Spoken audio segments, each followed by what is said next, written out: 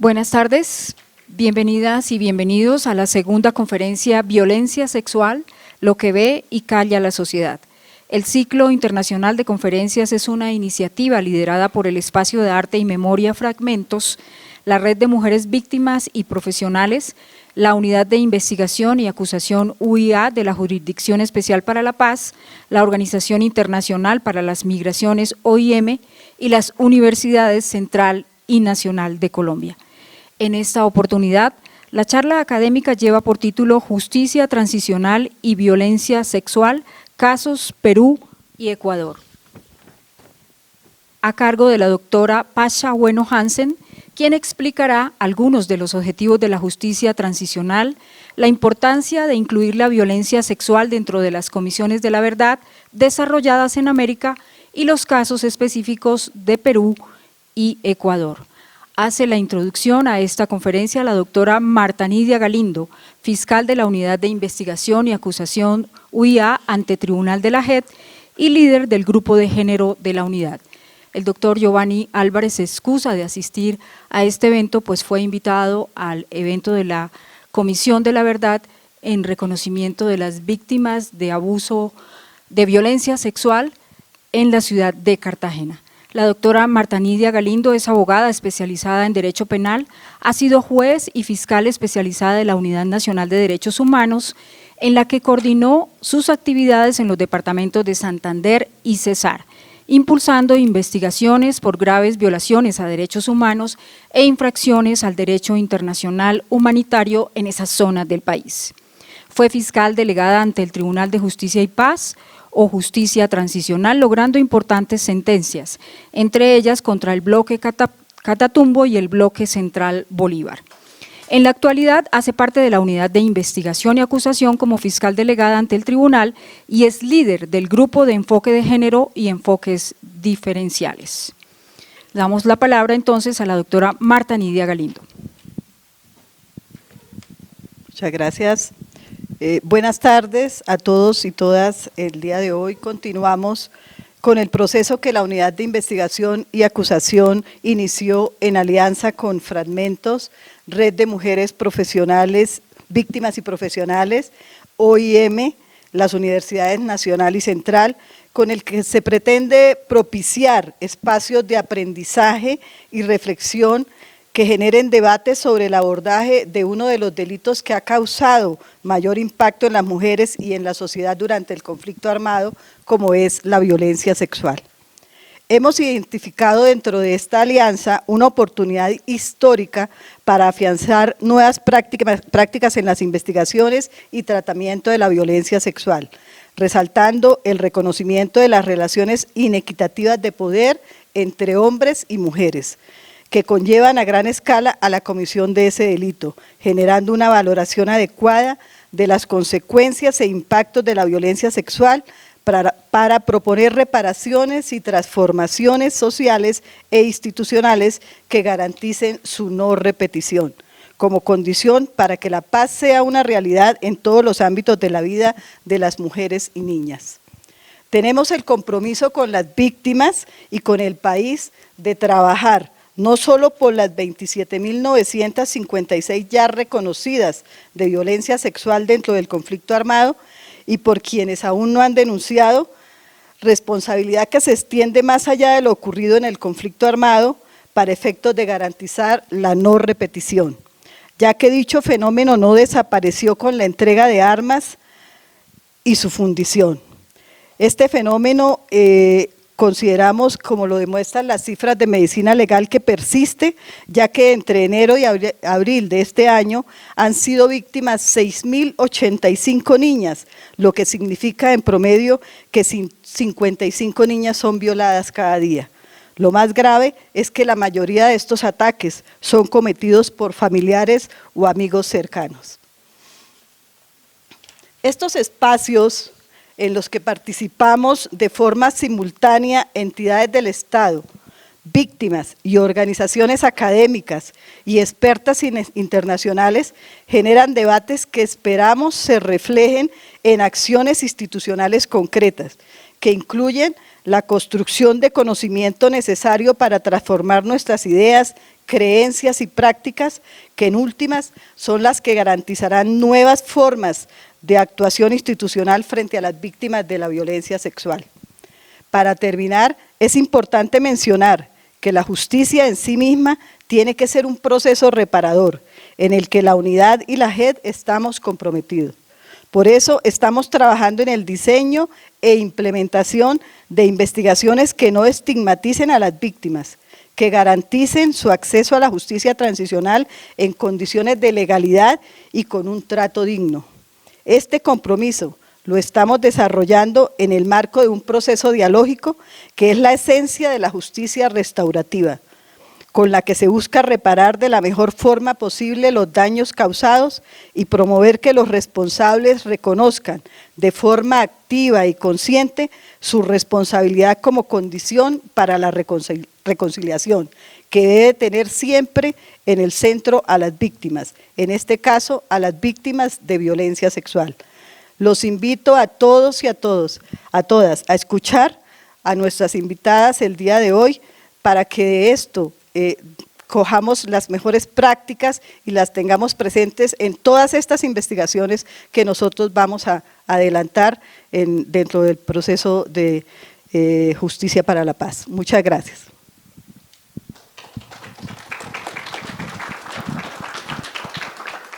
Gracias, doctora Marta. Continuamos con la intervención de Ángela María Escobar de la Red de Mujeres Víctimas y Profesionales.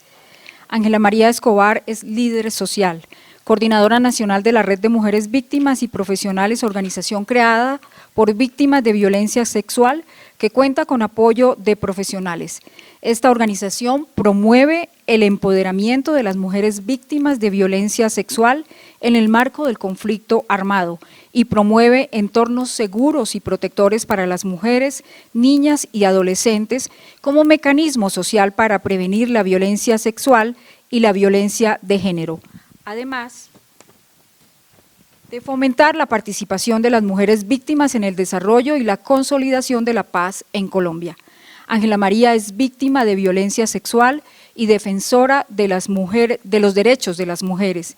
Lidera en la red los procesos de acompañamiento a otras víctimas para su acceso a la justicia.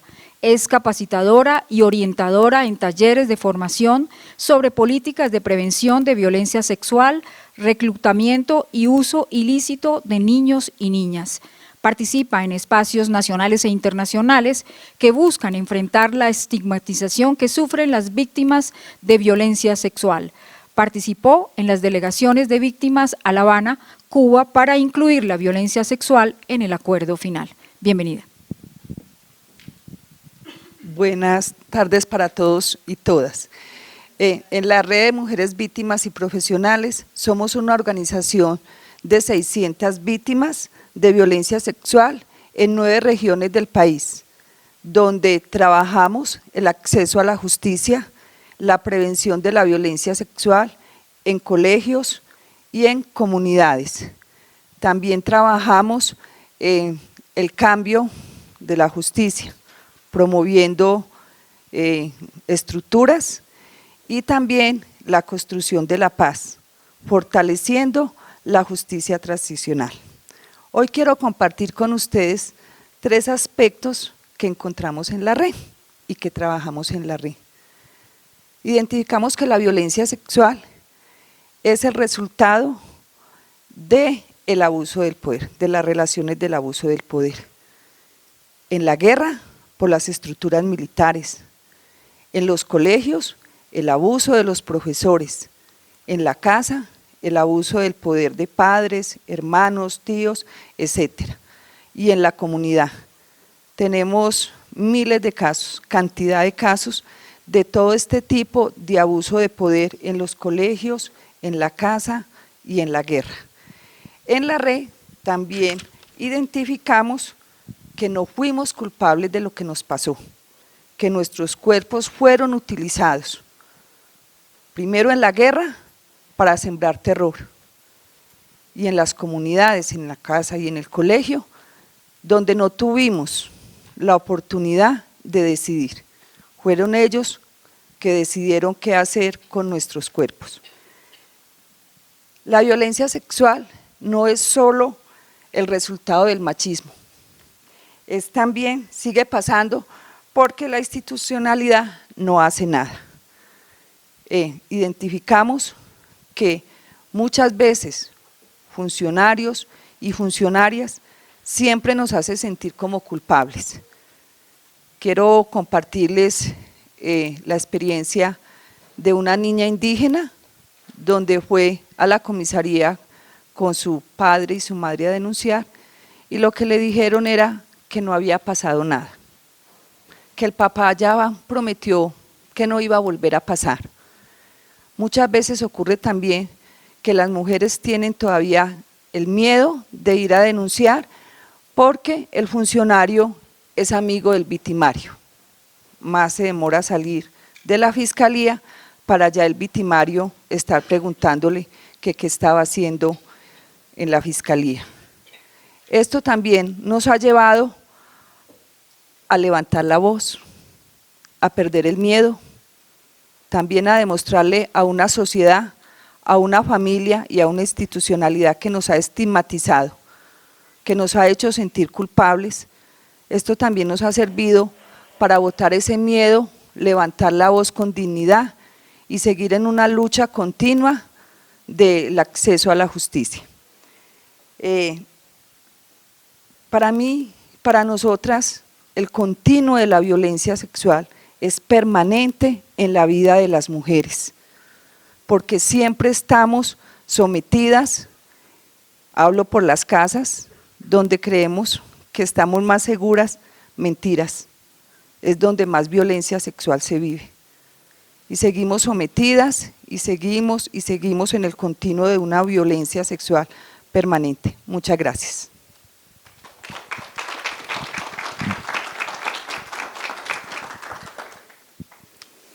Ahora damos paso a la doctora Pasha Bueno Hansen, nuestra conferencista internacional. Ella es doctora en Política, Estudios Feministas y Estudios Latinoamericanos y Latinos de la Universidad de California en Santa Cruz.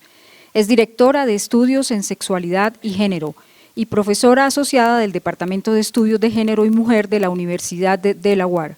Además, es afiliada a la Facultad de Maestría en Psicología Comunitaria de la Universidad Pontificia Católica de Perú.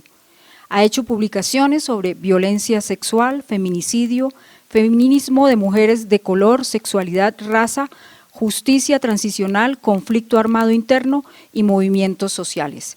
La doctora Bueno Hansen ha investigado el conflicto en el Perú desde un enfoque que articula género, etnicidad y colonialismo, y que reconoce el impacto de los procesos de la justicia en las vidas de las personas marginadas. Con su trabajo académico ha hecho importantes contribuciones a la Comisión de la Verdad y la Reconciliación del Perú sobre la relación entre justicia transicional, género y mujeres y la importancia de garantizar análisis que reconozcan la intersección de múltiples y simultáneas discriminaciones para comprender mejor los contextos de la posguerra. Vamos entonces ahora con ella. Bienvenida. Gracias. Buenas tardes. Primero quiero agradecer a la Unidad de Investigación y Acusación de la JEP y la Red de Mujeres Víctimas y Profesionales, la Universidad Central y la Universidad Nacional de Colombia y por supuesto este espacio de fragmentos. Estoy muy feliz y muy emocionada por esta invitación y la posibilidad de hacer una presentación dentro del marco de lo que se ve y calla la sociedad. Mi presentación va a ser sobre violencia sexual y justicia transicional, reflexiones desde Perú y Ecuador.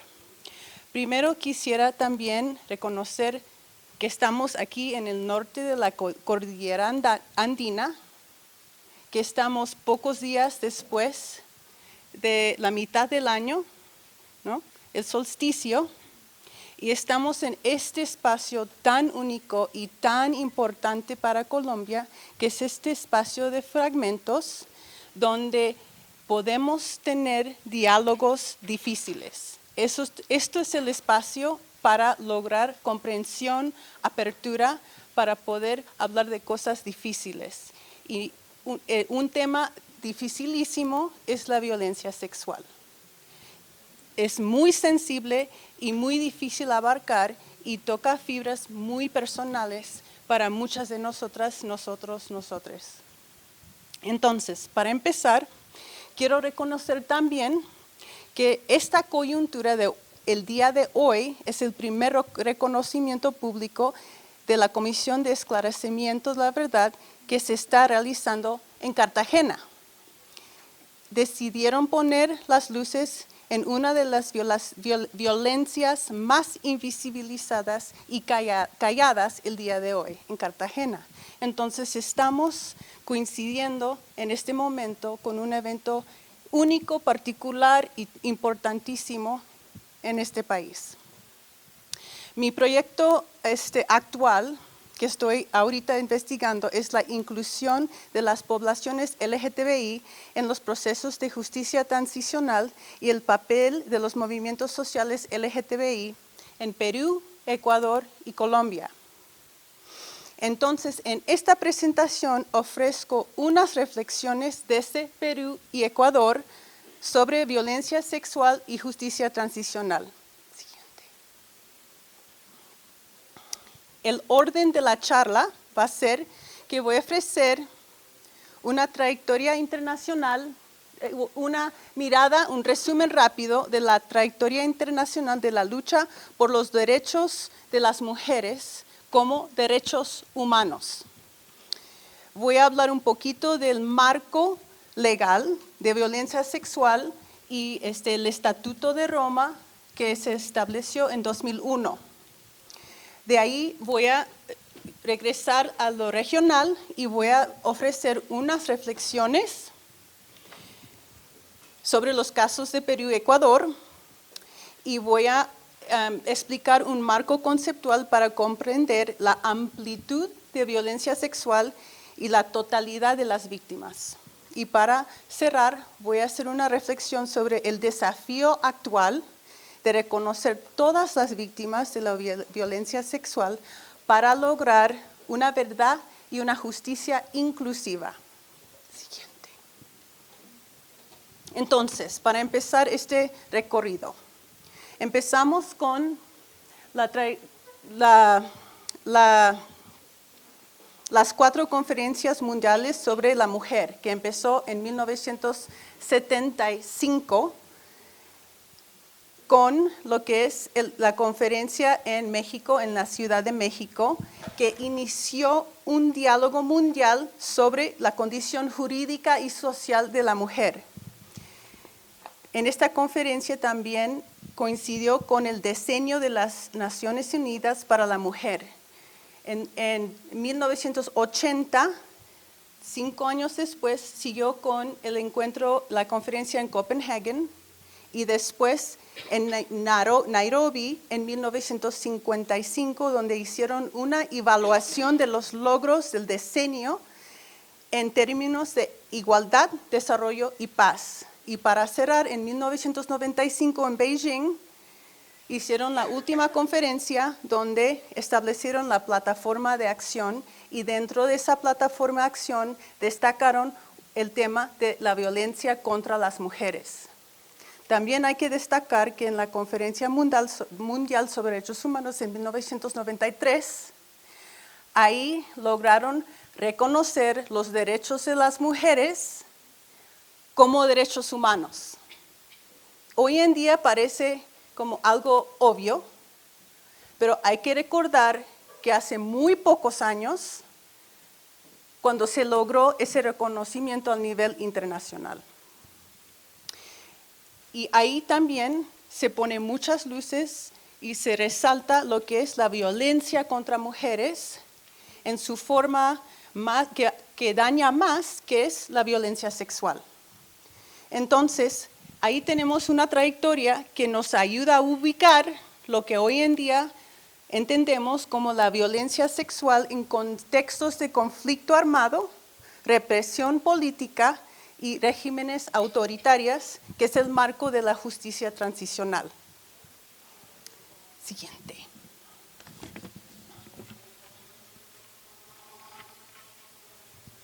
Ahora, seguimos con el Estatuto de Roma de 2001. En el Estatuto de Roma existe un artículo 7 que identifica crímenes de lesa humanidad. Dentro de eso incluye lo que son la violencia sexual, y muchas veces se asume que la violencia sexual es solo la violación. Pero si miramos bien este artículo, incluye todo un panorama de daños que se incluye bajo esta paraguas de violencia sexual, incluyendo violación. Pero aquí tenemos esclavitud sexual, prostitución forzada, embarazo forzado, esterilización forzada y cualquier otra forma de violencia sexual de gravedad comparable. Entonces se queda muy abierto para poder reconocer otros tipos que se han vivido en muchos contextos, que también tiene mucha variedad según el contexto. Entonces, esto es un breve resumen desde el contexto internacional y ahora voy a pasar al contexto peruano. Siguiente. Mi primer libro, que estoy en el proceso de publicar en español, en inglés, el título es Feminist and Human Rights Struggles in Peru, Decolonizing Transitional Justice. Y en el próximo año de 2020 se va a publicar bajo el título La decolonización de la justicia transicional, la lucha feminista y derechos humanos en el Perú, por el Instituto de Estudios Peruanos. Este libro se enfoca en el impacto del conflicto armado interno peruano en las campesinas quechohablantes. Mientras estaba realizando esta investigación entre 2005 y 2007, encontré pistas que ponían en evidencia el impacto del conflicto armado interno en la población gay y transgénero. En ese momento no pude abarcar el tema y quedó como tarea pendiente. Además, los vínculos prácticos y teóricos entre la violencia y la violencia sexual en particular contra las dos poblaciones, o sea, las mujeres campesinas quechohablantes y la población LGTBI, son subdesarrolladas y presenta una agenda para elaborar. Siguiente. El siguiente se tiene que avanzar todo para que se vea todas las líneas. Para dar un poco de contexto del caso peruano, la Comisión de Verdad investigó durante 2001 a 2003 las causas y consecuencias de la violencia política con Sendero Luminoso, el movimiento revolucionario Tupac Amaru, la corrupción y violaciones de derechos humanos bajo el régimen autoritario de Alberto Fujimori dentro de una temporalidad de 1980 a 2000.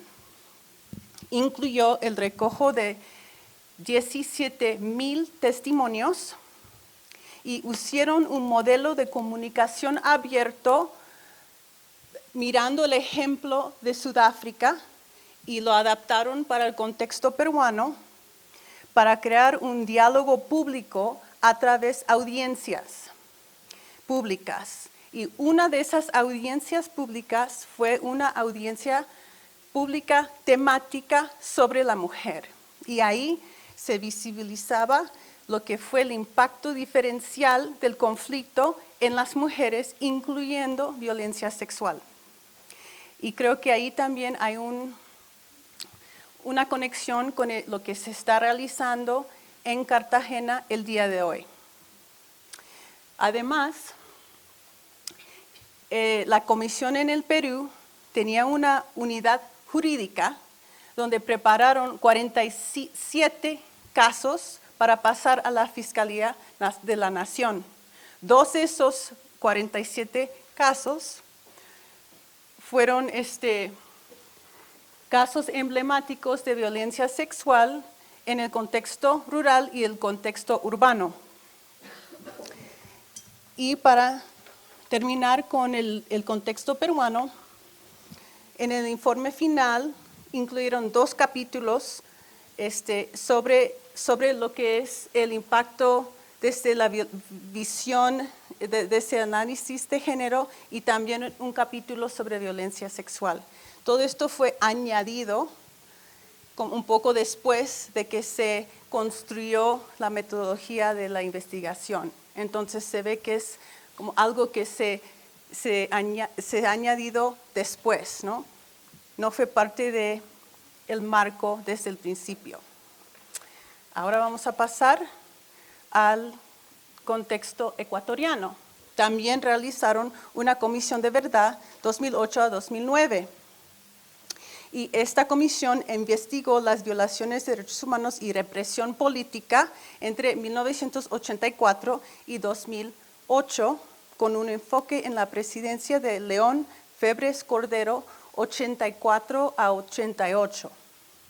El informe final de la Comisión de Verdad ecuatoriana incluyó un apartado sobre la homofobia y transfobia en el capítulo Violencia Sexual y Enfoque de Género. Lo que es muy interesante es este avance en que el apartado fue investigado, pero igual que el caso peruano, fue añadido después. Entonces, en el recorrido de la investigación, se dieron cuenta, igual como en el caso peruano, que había un vacío que no contemplaba lo que es la violencia sexual y el impacto diferencial del conflicto en mujeres y otras poblaciones. O sea, se creaba la comisión y luego se empezaba, o sea, al ver el vacío, como se dice, luego se empezaba a investigar esos temas, pero no al principio la comisión se empezó. ¿Fue así? Exacto. En el caso peruano, ya después de un año, contrataron a una especialista, una abogada, con una capacitación de entender el impacto diferencial de género, ¿no? Y en el caso ecuatoriano, algo muy parecido. Después de empezar, vieron el vacío y contrataron a alguien, una especialista en el tema de género, para trabajar esto. Lo que ella tuvo que hacer es construir una investigación con una metodología aparte, porque no estaba dentro de la metodología de la investigación desde el principio. Hizo algunos grupos focales, entrevistas, pero aquí tenemos esos 2 ejemplos que demuestran que no fue incluido desde el principio.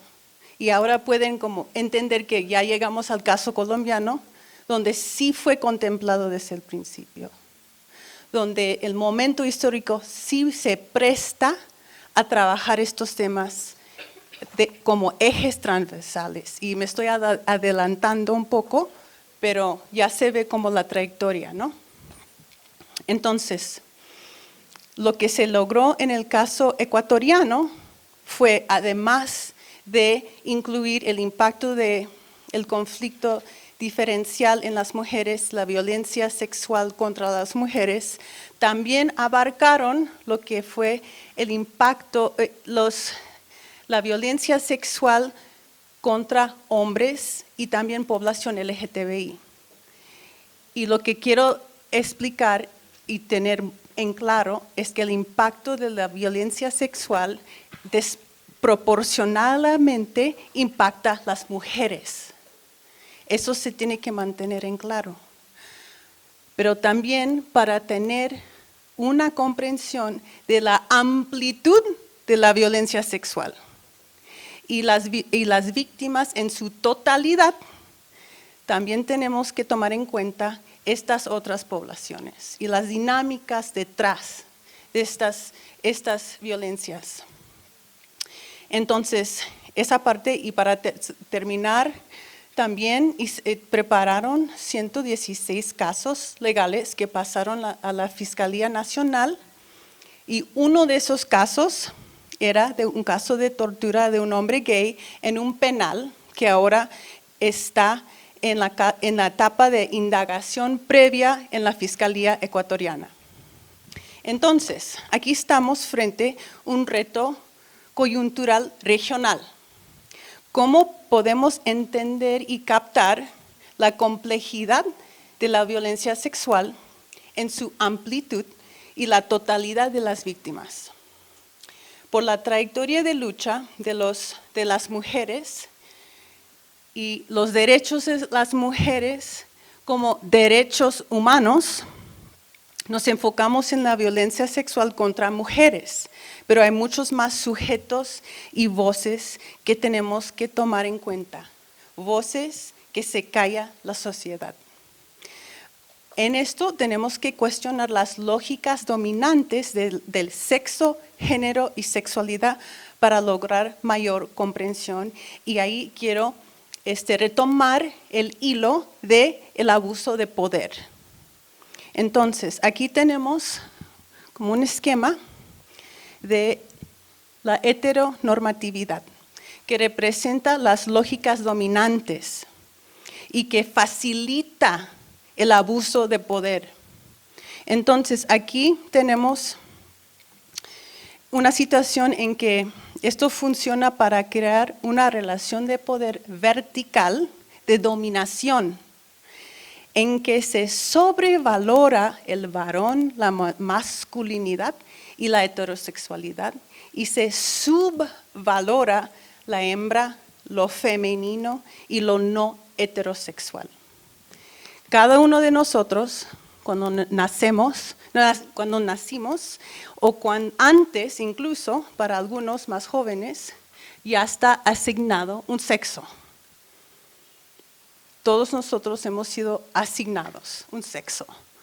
Según la asignación, hay unas expectativas sociales que vamos a comportarnos y identificar de alguna manera particular. Ya sabemos, las personas que nacen con la asignación varón, se entiende y se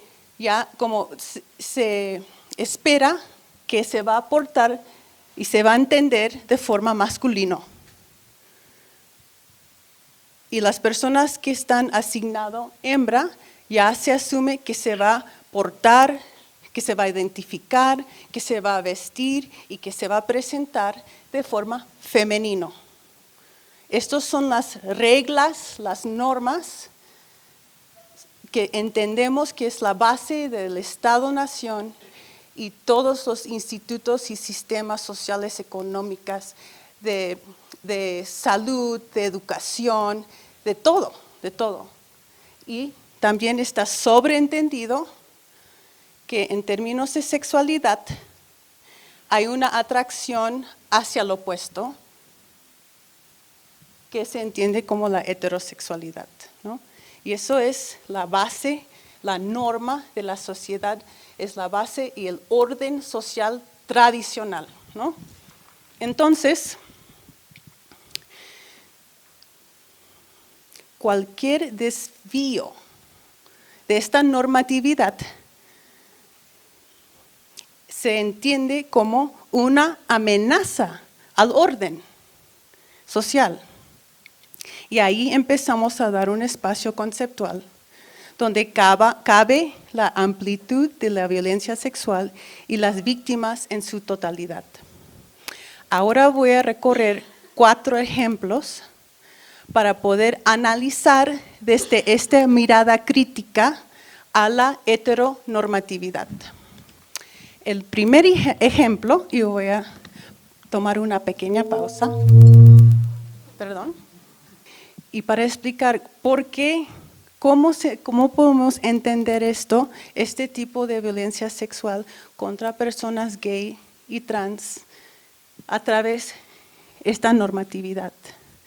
Son personas que se han desviado de la norma. Por ejemplo, hombres gays, mujeres trans, nacen asignado varón.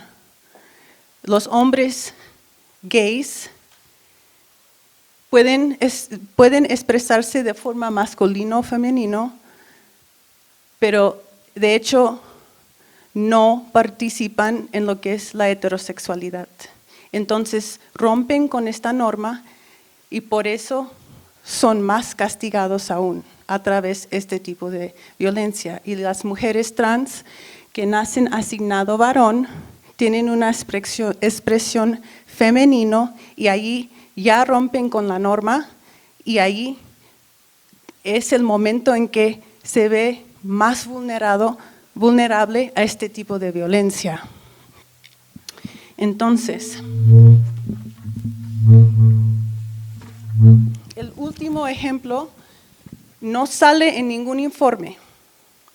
Es un ejemplo que a mí me comunicó una lesbiana militante veterana en Perú.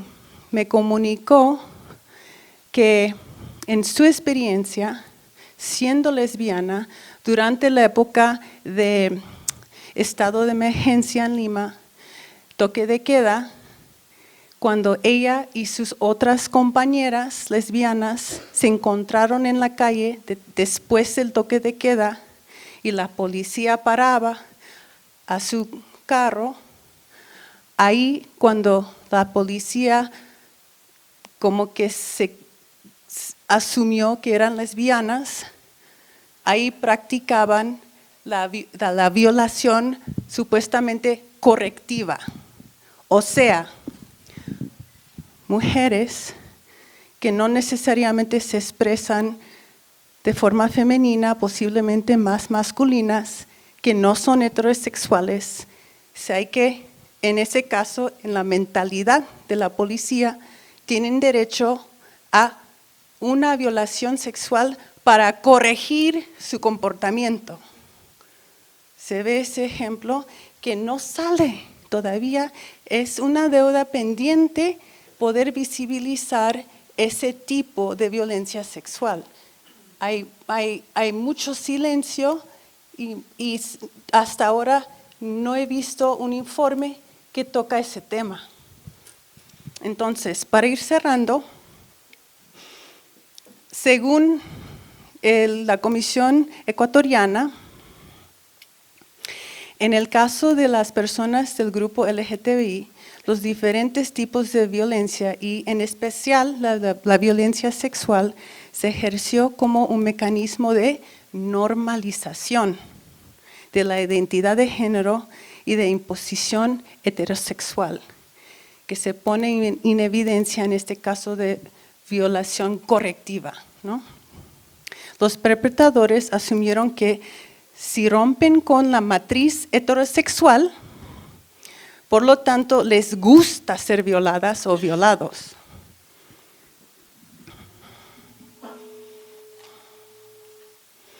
Entonces, para ir cerrando ahora, lo que quiero hacer es un pequeño resumen, si podemos pasar a la próxima. Hemos hecho un resumen de la trayectoria de lo que es el proceso de reconocer los derechos de mujeres como derechos humanos y lo que ha sido el proceso de reconocer la violencia sexual, siempre asumiendo que es un impacto en las mujeres. Y eso no quita del hecho que son las más golpeadas este tipo de violación de derechos humanos. A la vez, tenemos una amplitud increíble de las víctimas de este tipo de violencia y incluye hombres y personas LGTBI. Entonces, el reto que tenemos ahora es cómo entender esto. Ofrezco el marco conceptual para poder comprender la amplitud de la violencia sexual y la totalidad de víctimas. Y si pasamos al próximo, quedamos aquí con lo que es un desafío histórico que desde mi parecer, aquí en Colombia se está logrando este paso de poder contener lo que es esta amplitud y totalidad para lograr una verdad y justicia inclusiva. Muchas gracias.